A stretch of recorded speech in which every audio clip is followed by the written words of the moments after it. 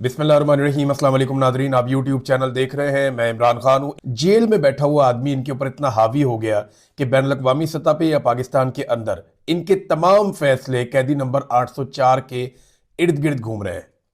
अब जब तक ये कैदी नंबर 804 को अपने दिमाग से नहीं निकालेंगे तब तक ये कोई दिमाग के साथ फैसला कर नहीं पाएंगे, तब तक कोई ऐसा फैसला नहीं कर पाएंगे जिसमें दानिशमंदी हो।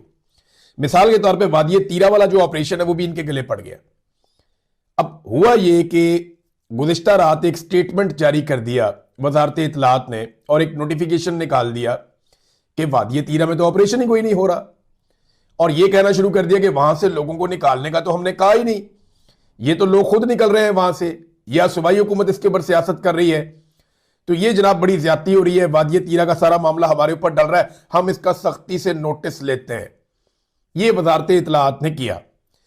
अब इससे पहले कि मैं आपको बताऊं कि सुहेल आफरीदी ने जवाब क्या दिया, पहले जरा आप सुने कि थोड़े दिन पहले डीजीआईएसपीआर का जो स्टेटमेंट है, ये जो मैं आपके सामने रखने वाला हूं, ये स्टेटमेंट है 6 जनवरी 2026 का, यानी आज से लगभग 20 दिन पहले। डीजीआईएसपीआर ने ऑपरेशंस के हवाले से क्या कहा जब उनसे सवाल किया गया, जब ये नकल मकानी शुरू हो रही थी, तो डीजीआईएसपीआर क्या कहते हैं, जरा ये सुने आप। वो तो कह रहे हैं कि ऑपरेशन नहीं होने, आज कह रहे हैं, वो तो पता नहीं कब से कह रहे हैं। वो कहते हैं हमारा लीडर कह रहा है ऑपरेशन हो रहे हैं, एज ऑफ टुडे भी हो रहे हैं। बिकॉज दी सिक्योरिटी, मैंने आप पहले बार बार की, कुछ चीजें फंडामेंटल्स हैं जिनके ऊपर कोई कॉम्प्रोमाइज नहीं किया जा सकता। ठीक है जी, आपने सुना डीजीआईएसपीआर को। अब जरा आप सुने ख्वाजा आसिफ जो वजीर दिफा है। जब डीजीआईएसपीआर ने यह स्टेटमेंट दिया तो उसके बाद कौमी असेंबली में खड़े होकर ख्वाजा आसिफ जो वजीर दिफा है, उन्होंने क्या बयान दिया ऑपरेशन के हवाले से, ये जरा आप सुने। हम कर रहे हैं ऑपरेशन, बिल्कुल हम कर रहे हैं और करेंगे इंशाअल्लाह ताला, बिल्कुल करेंगे इंशाअल्लाह ताला। हम ऑपरेशन कर रहे हैं, आपके पास इख्तियारात है, आप इख्तियारात का इस्तेमाल नहीं कर रहे, मुल्क और कौम के लिए अपने इख्तियारात का इस्तेमाल नहीं कर रहे, अपने मफादात के लिए अपने इख्तियारात का इस्तेमाल कर रहे हैं आप जी। इसमें इकबाल आफरीदी ने बात करने की कोशिश की, जो मेंबर कौमी असेंबली है तीरा के इलाके से। जब उन्होंने ये बात करने की कोशिश की तो उन्हें रोक दिया गया, उन्हें बात नहीं करने दी गई, बल्कि फिजिकली रोका गया। हालांकि कौमी असेंबली में ऐसा होता नहीं है, लेकिन उन्हें रोका गया। और ख्वाजा आसिफ ने कहा जी हम कर रहे हैं ऑपरेशन, बिल्कुल कर रहे हैं। ये नकल मकानी इसको सारे ओन कर रहे थे और ये काफी दिन से हो रही थी। मैंने आपको कल बताया कि एक्चुअली वफाकी हुकूमत ने और इदारों ने मनसूबाबंदी की थी कि इस नकल मकानी के जरिए से पाकिस्तान तहरीक इंसाफ को बदनाम किया जाएगा और ये प्रोपेगेंडा किया जाएगा कि ये ऑपरेशन तो सुहेल आफरीदी करवा रहा है। लेकिन ये प्रोपेगेंडा बिका ही नहीं, ये सौदा ही नहीं बिका। हालांकि अली अमीन गंडापुर साहब से ताल्लुक रखने वाले कुछ लोग वो बार बार ये कोशिश भी करते रहे कि सुहेल आफरीदी के गले में ये ऑपरेशन फिट कर दें। अली अमीन गंडापुर से जुड़े कुछ सोशल मीडिया के अकाउंट्स भी ये काम करते रहे। देखिए ना, एक आदमी को वजारत आला से आप हटाएं तो उसको तकलीफ तो होती है, ऐसा नहीं है वो आदमी कोई पत्थर का बना हुआ या लोहे का बना हुआ आदमी तो नहीं है, एक आम इंसान है। तो जब आप उसको वजारत आला से उठाएं और इस तरह उसको छोड़नी पड़ जाए तो फिर उसके लोगों को तकलीफ तो होती है, तो वो रिएक्शन भी नजर आता है। तो अब सुहेल आफरीदी ने फाइनली इसका जवाब दिया। एक तो मैंने आपके सामने साबित कर दिया कि ऑपरेशन हो रहे हैं, डीजीआईएसपीआर भी कह रहा है, वजीर दिफा भी कह रहा है, इन दोनों ने कह दिया कि ये ऑपरेशन हो रहे हैं। अब आ जाए इस बात के ऊपर कि सुहेल आफरीदी ने इसका क्या जवाब दिया। सुहेल आफरीदी ने बताया कि वादिये तीरा से लोग क्यों निकल रहे हैं, क्या वो नवाज शरीफ के पोते की शादी में जा रहे हैं? मैं भी कल ये पूछ रहा था कि क्या कोई लोग पिकनिक पे निकल रहे हैं, क्या वजह क्या है, कौन अपने घर छोड़ के जाता है? तो उन्होंने फिर सारी वजह बताई और ये बताया कि ये लोग क्यों निकले और किसने इनको निकाला। सुहेल आफरीदी ने कहा कि कोर कमांडर पेशावर और आईजीएफसी, इन्होंने लोगों को वादिये तीरा छोड़ने पर मजबूर किया और यह तारीख की एक बहुत बड़ी नकल मकानी तीरा के इलाके से हो रही है। और इस मकसद के लिए कि लोगों को उनके इलाके से निकाला जाए, इन्होंने 24 रुकनी एक कमेटी बनाई थी और इसकी सरबराही यही लोग कर रहे थे। अपनी सरबराही में इन्होंने कमेटी बनाई हुई थी और कमेटी को भी डराया धमकाया गया और फिर अवाम को मजबूर किया गया कि वो अपने इलाके छोड़कर वहां से बाहर निकल जाए। इससे पहले आपको याद होगा, चंद दिन पहले तलाल चौधरी जो वजीर मुमलिकत है, उसने भी ये कहा था कि हम तो सुहेल आफरीदी के ताबुन से ऑपरेशन कर रहे हैं।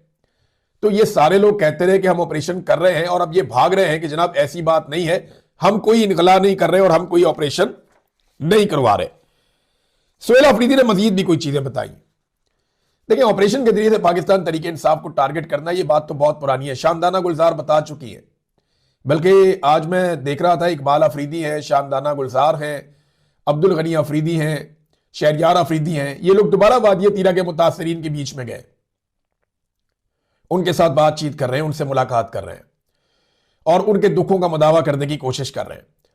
तो हुकूमत ने सोचा था कि हम जनाब काया पलट देंगे और ये बहुत बदनाम हो जाएंगे खैबर पख्तूनख्वा में, उल्टा उन्हें फायदा हो गया पीटीआई को। लोग बेवकूफ नहीं है ना, जिसके हाथ में मोबाइल है उसको सारी कहानी का पता है, वो हमें भी सुनता है, वो डीजीआई एसपीआर को भी सुनता है, और लोगों को इतना शऊर है कि वो सच और झूठ का खोज खुद ही लगा लेते हैं, सुनने के बाद उन्हें पता चल जाता है। अब जनाब सुहेल अफरीदी ने बताया कि ये 3 मंसूबों पे काम कर रहे हैं और मेरे खिलाफ 3 मंसूबे बनाए गए। सबसे पहले उन्होंने कहा डीजीआई एसपीआर ने प्रेस कॉन्फ्रेंस की और उसमें एक मुंतखब वजीर आला की वीडियो वो चलाता है तो उसे शर्म आनी चाहिए।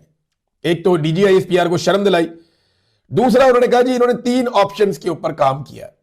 नंबर 1, ये किसी तरह खैबर पख्तूनख्वा में गवर्नर राज लगा दे, अगर उसमें कामयाब ना हो तो मुझे नाअहल करके यहां पे रजीम तब्दील करवा दें। देखिए, पहले गवर्नर राज की बहुत बात हुई, गवर्नर्स के इंटरव्यू भी होते रहे, इधर उधर भाग दौड़ भी होती रही, बड़ी कोशिशें होती रही, लेकिन पता चला कि गवर्नर राज लगा तो टिकेगा ही नहीं, आईन में भी गुंजाइश नहीं है।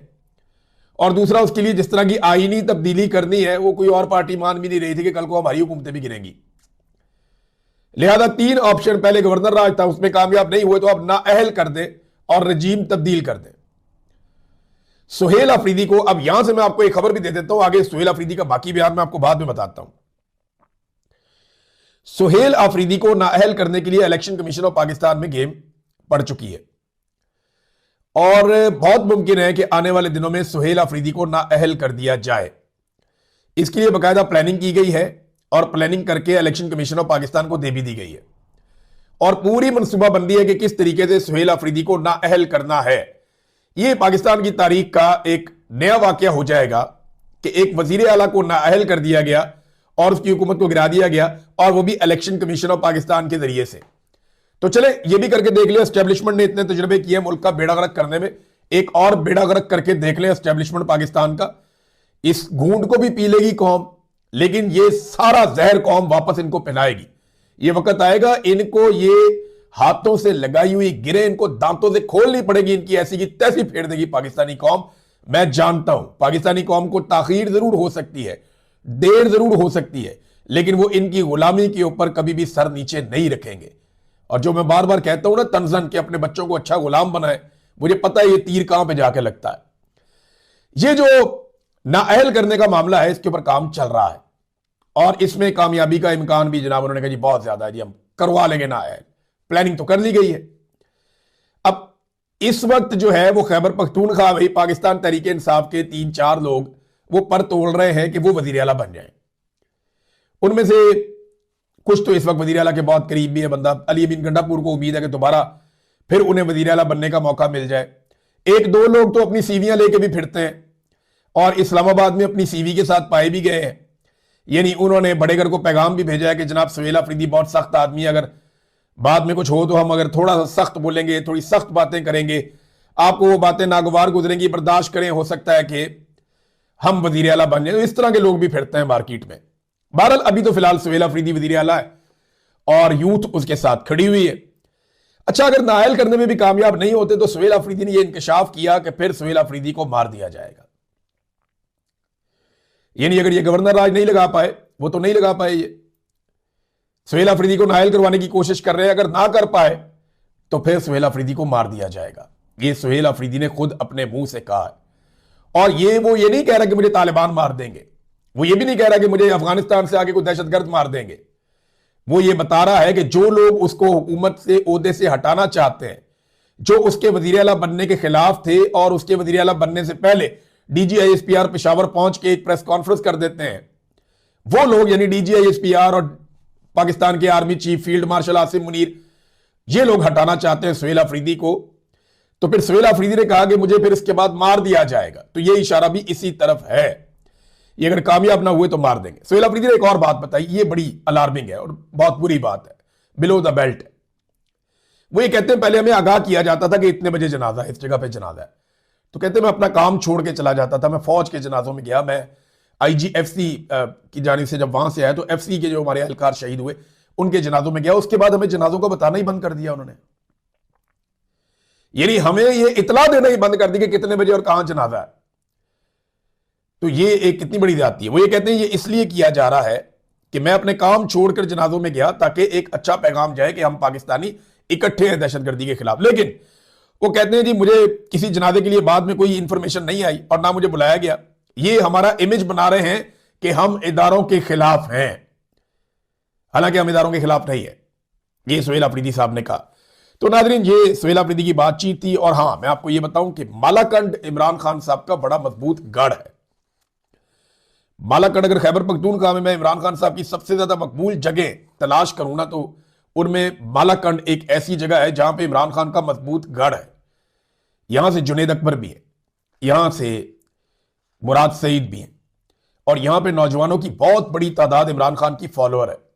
सबसे बड़े बड़े इज्तिमा यहां पे होते हैं, खास तौर पे जो अपर दीर लोअर दीर के इलाके, फिर आप मालाकंड में चले जाएं, स्वात में चले जाएं, इस पूरे रीजन के अंदर जो है वो बहुत तगड़ी है पाकिस्तान तहरीके इंसाफ। तो यह बहुत बड़ा मुजाहरा हुआ, बहुत बड़ी तादाद में लोग इकट्ठे थे। सुहेल अफरीदी अमूमन पश्तो में बातचीत भी करते हैं अपने लोगों से, लेकिन यहां पे उन्होंने उर्दू में बातचीत इसलिए की क्योंकि जो DGI SPR ने किया और जो वजारत इत्तलात ने किया उसका जवाब देना जरूरी था। अब इसमें जो फाइनल चीज हुई वो क्या हुई, हुआ यह है कि ये सारी बदनामी खाते पड़ गई वफाकी हुकूमत के और मिलिट्री एस्टेब्लिशमेंट के, फौजी क़यादत के, कि जनाब आपने ऑपरेशन के नाम पे लोगों को दरबदर कर दिया। अब नंगे पांव बच्चे हैं, रुल गए, बर्बाद हो गए, वो बेचारे अपने घरों से बेघर हो गए। जब उनके मनाजिर आ रहे हैं, इससे पहले नहीं आते थे ना, इससे पहले पाकिस्तान का मीडिया, सोशल मीडिया नहीं दिखाता था क्योंकि पाकिस्तानी ऑपरेशन के साथ खड़े होते थे। अब पाकिस्तानी ऑपरेशन से बेजार हो गए, उन्हें पता चल गया ये ऑपरेशन नहीं है, कारोबार है, वो ये समझते हैं, लिहाजा वो ऑपरेशन के खिलाफ हो गए। तो वो मनाजिर बाहर आ रहे हैं जिससे इनकी मौत, बदनामी और सुबकी पूरी दुनिया में हो रही है। अब उससे बचने के लिए इन्होंने ये बयानिया दे दिया। तो सुहेल अफरीदी ने कहा जी ठीक है, एतवार वाले दिन मैं अपने लोगों के पास जाऊंगा, हम अफरीदी कबाइल का जरगा बुलाएंगे और उस जरगे में हम लोगों से पूछेंगे कि तुम अपने घर खुद छोड़कर आए या तुम्हें वहां से निकाला गया, और अगर वफाकी हुकूमत ने यह नोटिफिकेशन वापस ना लिया और यह इल्जाम तराशी बंद करके माफी ना मांगी तो फिर मैं अपने लोगों को खुद साथ लेकर वादी तीरा उनके घरों को वापस जाऊंगा। ये तो बड़ी अच्छी बात है। हुकूमत जो है वो ये कह दे कि जनाब हम तो नकल मकानी नहीं चाहते, तो फिर सुहेल अफरीदी एतवार को जरगा करे और मंगल बुध को ले सारे के सारे वादी तीरा के मुतासरीन को और सरकारी खर्चे पे उनके लिए रस्ते खुला के मामला सीधे करके उनको उनके घरों के अंदर वापस इज्जत के साथ छोड़ कर आए और उनके नुकसान का अजाला भी किया जाए। ये तो फिर बहुत अच्छी बात है वादी तीरा के लोगों के लिए, बेचारे कितना अरसा दरबदर रहेंगे। नाजरीन एक डेवलपमेंट यहां पे बरतानिया में भी है, मैं चाहता हूं मैं आपको बताऊं। शहजाद अकबर साहब और मेजर रिटायर आदिल राजा, इनके घरों के ऊपर जो हमले हुए, इसमें शहजाद अकबर साहब जख्मी भी हुए। एक दफा एक शख्स उनके साथ आके दू बदू लड़ पड़ा। शहजाद अकबर साहब की हिम्मत है कि वो सरवाइव किए इस हमले में। अब ये जो हमले हुए इनके घरों में, बरतानिया में 9 बंदे गिरफ्तार हुए हैं, लॉ इन्फोर्समेंट ने किए यहां पे, और 9 बंदों में से 3 बंदों को अदालत में पेश करके उन पे फर्द जुर्म आयद कर दिया गया और इन बंदों को अदालत ने जमानत नहीं दी। खतरनाक जुर्म इन्होंने किया है और यह भी पता चल रहा है कि 3 गोलियां भी चलाई गई हैं शहजाद अकबर साहब के घर वाले एक इंसिडेंट में। और ये जराइम पेशा अफराद हैं, बहुत सारे जराइम में पहले भी ये मुलविस रहे हैं, कई मरतबा गिरफ्तार हुए हैं और टोटल 9 अफराद गिरफ्तार किए गए। इनमें एक ऐसा आदमी है जो हैंडलर के तौर पे काम कर रहा था। यानी जो 2-3 चीजें कंफर्म हुई जो तशवीशनाक हैं, उनमें एक चीज ये है कि ये जो कुछ भी हो रहा है कलेक्टिव एफर्ट है, यानी ये प्लानिंग के तहत, मनसूबाबंदी के तहत। ये ऐसा नहीं है कि वो वकूआ अलग है तो वो अलग है तो वो अलग है, नहीं, ये सारे आपस में जुड़े हुए हैं। एक बात तो ये है, इनके पीछे एक ही आदमी हैंडल कर रहा था। अब तक की जो इंफॉर्मेशन आई, मुझे समझ आई, वो यही है। अब एक चीज और है कि इसके पीछे कौन है, जो खुरा है वो जाके कहां पे निकलता है, और जो मेन किरदार है वहां तक पुलिस पहुंच जाए तो ये सबसे बड़ी कामयाबी होगी पुलिस की। अभी कुछ मुल्जिमान को चार्ज किया गया और कुछ को चार्ज नहीं किया गया, लेकिन ये एक ही सिलसिले की कड़ी है सारी। और बरतानिया के अंदर इन्होंने बहुत संजीदा लिया, यहां की गवर्नमेंट ने शानदार काम किया है, इन्होंने तहकीकात जारी हैं। हम उम्मीद करते हैं कि जो असल कल्प्रेट है, जो ये डोरियां हिलाने वाले पीछे मेन लोग हैं, जिनका ये मोटिव था, क्योंकि देखिए ना मामला क्या है, मामला पाकिस्तान की मिलिट्री एस्टेब्लिशमेंट है और कुछ नहीं है। शहजाद अकबर से क्या मसला है? यही मसला है। आदिल राजा का भी इख्तिलाफ है पाकिस्तान की एस्टेब्लिशमेंट से इस वक्त। तो रोला तो यही है, रोला और कोई नहीं है, रोला सीधा सीधा यही है। अब देखते हैं कि बरतानिया की पुलिस कहां पे खुरा निकालती है। तो मेरे ख्याल में बकरे की मां कब तक खैर मनाएगी? अभी इसका कोई ना कोई नतीजा निकल ही आएगा, पता चल जाएगा कि ये किसने करवाया और क्यों करवाया और इसके पीछे मकसद क्या था। अब जल्द पता लग जाएगा, बंदे पकड़े गए। नाजरीन, बोर्ड ऑफ पीस वाला काम जो हो गया ना पाकिस्तान से, ये गले की हड्डी बन गया, क्योंकि बाकी ममालिक ने इसको जिस तरीके से किया वो दिखाई दिया कि बादल ने खास्ता उन्होंने किया, यानी मजबूरन किया। ऐसा लगा कि ठीक है ये भी करके देख लेते हैं। जरा इसको गौर से समझिएगा बात को। सऊदी अरब ने, तुर्की ने, बाकी ममालिक ने ये जो काम किया ना बोर्ड ऑफ पीस वाला, वो इस तरीके से किया जैसे बेदिली के साथ कोई करता है। खुद मोहम्मद बिन सलमान भी नहीं आए, तैयब अर्दगान भी नहीं आए। हालांकि ट्रंप ने जाती तौर पे कोशिश की कि ये लोग आए, लेकिन नहीं आए। इसराइल का वजीर आज़म नेतन्याहू है, वो आ ही नहीं पाया। उसकी वजह यह है कि उसका वारंट गिरफ्तारी है वहां पे स्विट्जरलैंड में। वो आएगा तो स्विट्जरलैंड की हुकूमत ने कहा जी हम गिरफ्तार कर लेंगे, हम नहीं छोड़ेंगे। तो ट्रंप ने कहा जी इनका सदर बुलवा लेते हैं। तो नेतन्याहू माना ही नहीं, उसने कहा जी सदर नहीं, मैं ही आऊंगा, जब भी आऊंगा शिरकत मैं ही करूंगा, तारीखी मौका है। तो वो तारीखी मौके पे नहीं आ सका, वो किसी और जगह पे करवा लेंगे बाद में। लेकिन बाकी ममालिक ने बादल ना खास्ता, या चलो यार कुछ नहीं है ये करके देख लेते हैं, ये भी करके देख लेते हैं, इस तरह उन्होंने किया और ज्यादा संजीदगी नहीं दिखाई। पाकिस्तान ने बड़ी गर्मजोशी, कह कहे, इंजॉयमेंट, चेहरे पे शादमानी, खुशियां, जश्न के अंदाज में पाकिस्तान की जो पॉलिटिकल क़यादत है उसने ये काम किया, और साथ पाकिस्तान की मिलिट्री क़यादत ने भी। इन्होंने इसका ढिंढोरा पीटा और इसको एक बहुत बड़ी कामयाबी करार दे दिया। हालांकि बाकी मुल्कों ने ऐसा नहीं किया। अब ये कामयाबी इनके गले पड़ गई। अब फौज कहती है हुकूमत ने किया, हुकूमत के लोग ऑफ द रिकॉर्ड हमें कहते हैं जी हमने नहीं किया, लेकिन ऑन द रिकॉर्ड बेचारों से कहलवाया जाता है कि जी काबीना ने फैसला किया था। हुकूमत भी फंस गई, फौज भी फंस गई, और ये मजीद फंसते जाएंगे, क्योंकि अमेरिका के अंदर अमेरिकन टीवी चैनल अब खबरें ब्रेक कर रहे हैं। किस बुनियाद पे? वो जो लीक डॉक्यूमेंट्स हैं उनकी बुनियाद पे वो खबरें लीक कर रहे हैं, बता रहे हैं कि जनाब ये बोर्ड ऑफ पीस है क्या एक्चुअली। अब कुछ और चीजें सामने आई, कुछ मैंने आपको पहले बताई थी। पहले मैंने आपको बताया था ना, इसमें इसराइल का कोई हिस्सा नहीं है, फलस्तीन का कोई हिस्सा नहीं है, सारा इसराइल का ही है। और ये सारा का सारा मंसूबा जो है वो गजा से मुताल्लिक नहीं है। एक ऐसी बॉडी बना दी गई है जो फ्यूचर में बस जो दिल करेगा करती जाएगी। बहुत सारी चीजें मैंने आपको बताई थी। अब अमेरिकी मीडिया ये रिपोर्ट कर रहा है कि लीक होने वाली जो दस्तावेजात हैं उनके मुताबिक जो चार्टर है इसका बोर्ड ऑफ पीस का, 50% गजा पर इसराइल कंट्रोल करेगा। यानी गजा के 50% इलाके पर इसराइली कंट्रोल रहेगा, जो इस वक्त भी मौजूद है, और वहां तेजी से फौजी तनसीबात बनाई जा रही हैं। 50 के करीब फौजी तनसीबात अभी कायम कर दी गई हैं। मजीद फौजी तनसीबात गजा के अंदर इसराइली फौजी बना रहे हैं। और ट्रंप जो है वो ताहयात इसके चेयरमैन रहेंगे, और ट्रंप के जो करीबी लोग हैं जैसे कि उनके दामाद हैं, उनके करीबी सियासतदान हैं, वो इस बोर्ड की एग्जीक्यूटिव बॉडी के मेंबरान हैं। बोर्ड की जो एग्जीक्यूटिव बॉडी है वो उसके मेंबरान है। बाकी जो मुल्क हैं वो अलग से मेंबरान है, और वो उसके रुकन रहेंगे वो पैसे देने के बाद। अब आजाद फलस्तीन का लफ्ज इसके अंदर कहीं भी शामिल नहीं है। यानी फलस्तीनियों की आजादी या फलस्तीनियों की कोई रियासत या फलस्तीनियों का कोई मुस्तकबिल, इसके बारे में इस पूरे बोर्ड ऑफ पीस के अंदर या इसके चार्टर के अंदर किसी किस्म का कोई लफ्ज नहीं है। वैसे भी इसराइल ने होने भी नहीं देना था। डोनाल्ड ट्रंप देखें इसराइल का मफाद सोच रहे हैं, वो अपने दोस्त का मफाद सोच रहे हैं। डोनाल्ड ट्रंप और इसराइल के ताल्लुकात जो हैं वो आप ये समझ ले एक सीसा पिलाई हुई दीवार की तरह है। डोनाल्ड ट्रंप कभी इसराइल को तनहा नहीं छोड़ेगा, या डोनाल्ड ट्रंप कभी भी इसराइल को नुकसान नहीं होने देगा। उसने दोस्ती का हक अदा किया है, और हमने जो है वो खुशामद का हक अदा किया है, और जनाब जूते पॉलिश वही जो हमेशा से करते चले आए। नाजरीन, ये पाकिस्तान के ना गले की हड्डी बनेगा, क्योंकि अमेरिका से ही बहुत सारी चीजें निकलेंगी और दुनिया की हर जगह से निकलेंगी, और पाकिस्तानी जवाब देते रहेंगे और इनके पास जवाब होगा नहीं। अब मैं नाजरीन एक स्टेटमेंट आपके सामने रखता हूं। ये स्टेटमेंट जो है ये अमार अली जान साहब का बहुत इंपॉर्टेंट है, और मेरे ख्याल में जो ईमान मजारी का केस है उस केस के हवाले से बहुत सारे लोगों ने बहुत सारे बयान दिए, लेकिन ये कंप्रीहेंसिव, इसके अंदर उन्होंने एक एंगल उठाया। अमार अली जान साहब ने बात बिल्कुल ठीक कर रहे हैं।